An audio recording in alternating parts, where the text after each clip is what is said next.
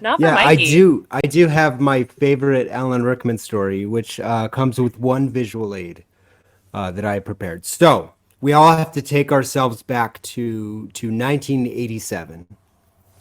It's about 4 months since the film Predator came out, which is it's an alien love story.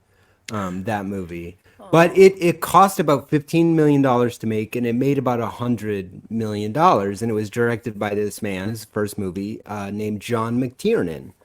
We're gonna learn a lot about him in this story, but he's kind of riding highs, feeling himself, like Predator's pretty dope by all standards.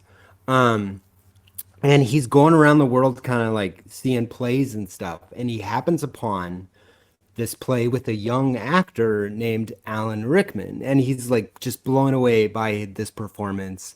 In fact, Alan Rickman was nominated for a Tony for this role. I believe he was doing a version of Dangerous Liaisons, but John kind of pulls him aside and he's like, I would love it if you played the villain in my new action movie. It's based on this book about this detective. Um, so Alan reads the script and he's in his very Alan Rickman way is like, "Mm," he is not feeling it. He's like, action movies. He did not he did not love it. He's like, there's a lot of like guns in here, and I'm not about that at all. So he turns John McTiernan down just straight up. Whoa. And End of story. Wait. and to put this a little in context, John offered him a role in an action movie opposite the star of, at the time, Moonlighting only. So Bruce Willis is not anything like, he's literally the guy that dated or sort of almost dated Silver Shepherd in the back of a car for Oh, like 4 years. so Moonlighting was like a comedy though, just Yeah, for yeah, yeah, context. yeah, yeah. Okay. It was a goofy show. It was kind of one of the original will they won't they's. Basically, actually, I was going to use Jim and Pam as an example, and I realized that Jim also became an action star. Oh, yeah. That's a good start. I just blew my own mind. Anyway, the book that they're trying to adapt is called Nothing Lasts Forever. It stars a guy named Joseph Leland, I believe is the main character's name. It's actually a book sequel to this other book called The Detective from like 1963. It's a whole thing. They basically change the names in the whole book, but they keep the sort of like terrorists overtake a building kind of thing for this movie that would eventually become Die Hard. But Alan Rickman has never been in a movie at this point, and there's a lot of pressure and probably money and probably some pastries that the studio keeps sending. And he finally is like, "Fine, I'll do your movie." Sorry, For actually, this do bear that claw, I will do the movie. for this bear claw for America. Alan Rickman finally says yes, and I think one of the funny sort of things about Die Hard is, and you guys should all go. Sorry, that's very gendered. You all should go watch the movie later, because the fun thing to do is watch Alan Rickman. The whole movie is edited around him not firing his gun, because every time he did on set, he was like, "Oh gosh," um, which doesn't translate well to script. Literally, the movie does not contain a shot of Alan Rickman firing a gun because every time it went horrible. It's like panic. What have I done? Oh God. So they're filming this movie, and they know what the ending is. He's gonna get like Hans Gruber at the end of the movie is dropped off of a building. Spoilers. Yeah, sorry. In the book, it's worse. Because Joseph Leland's daughter is also falls off the building at the Aw. end. So they made it happier. It's just Hans Gruber at the end of the Yay. movie. Yeah, see, they made it good.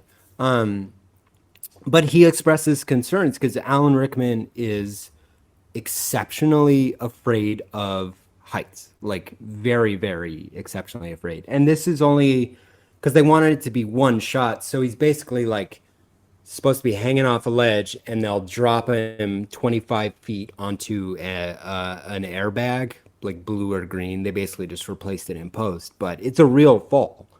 And they basically like strap him in, and then they let him go. And it's a real 25-foot fall. So Alan Rickman absolutely does not want to do this. And he spends the whole movie like reminding them, hey, by the way, I don't want to do this. So the day finally comes around to shoot this thing, and everybody's ready to go, the crew, the rest of the cast, everybody. And Alan just doesn't want to do it. And it takes like 2-3 hours of convincing. And McTiernan like personally accepts responsibility for this stunt.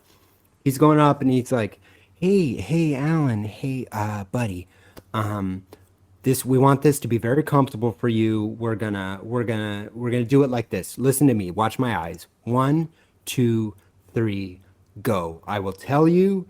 It's just gonna be 1, 2, 3, go. Just like that. Say it with me. 1, 2, 3, go. And so Alan's like, okay.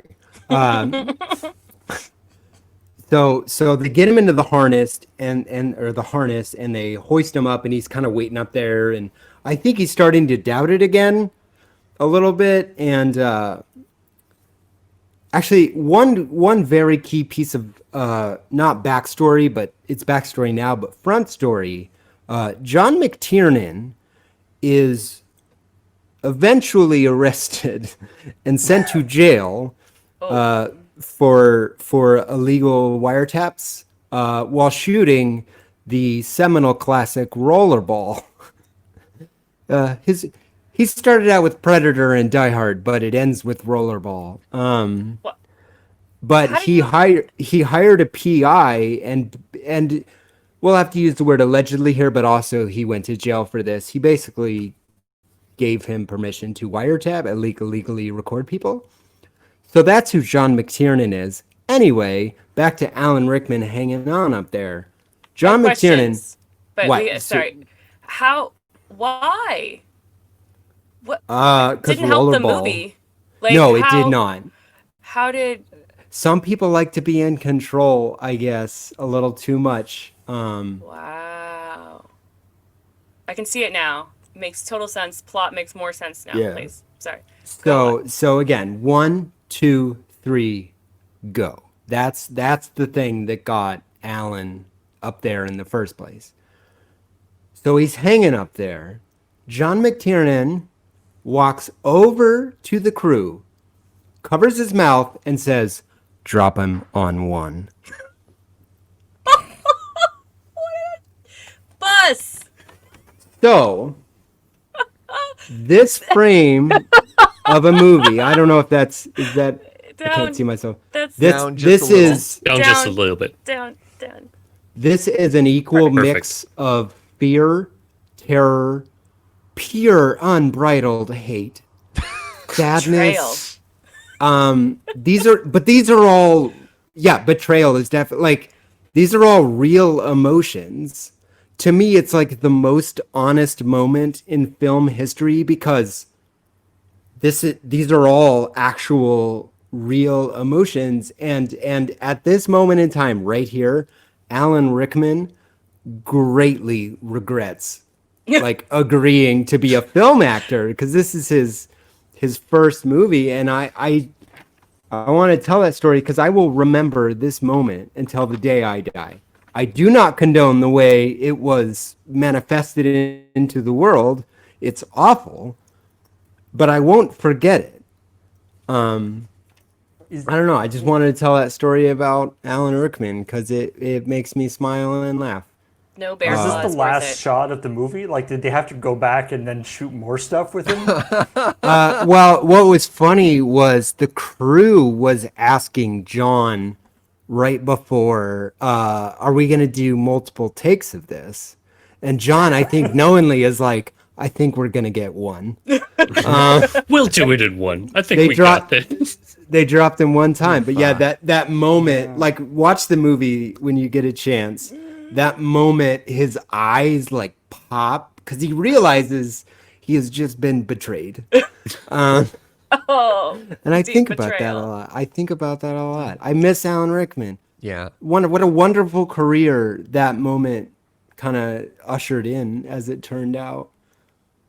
I wonder if he harnessed that in other villains he played. Like you can see it a little bit in Evil Snape, just that There's a- betrayal in his eye. There's Never definitely in some darkness. in Robin Hood, Prince of Thieves. Oh. I choose to believe Die Hard is the pre-story to. It's a prequel to Prince of Thieves.